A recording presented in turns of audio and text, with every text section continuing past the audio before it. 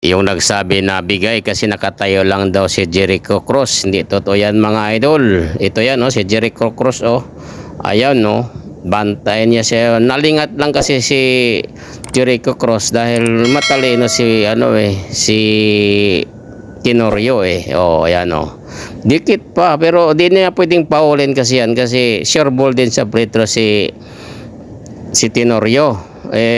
Isa lang ang lamang. Dalawa. Baka pag tinawal niya sa tres di lamang pa ng isa pa rin ang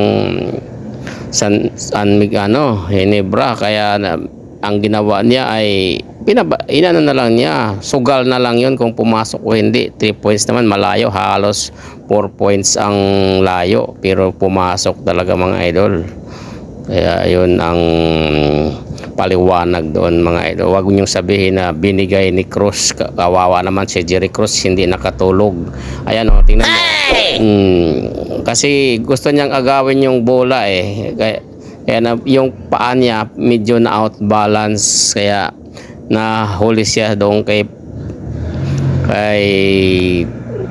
Tenorio. Ito oops, agawin niya yung bola, yung paa niya padiretso sa kabila, huli na kasi nag-step back pa si Tenorio doon sa malayo Wow! Tapos tinira.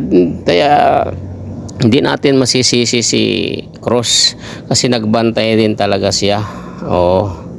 Yan si Cruz hindi nyo ba alam, baka hindi nakatulog, so natulala to tingnan mo, ang tagal naka-recover ni Cruz, di siya makapaniwala na pumasok sugal niya yun kasi napalingat siya ng kunting butas lang.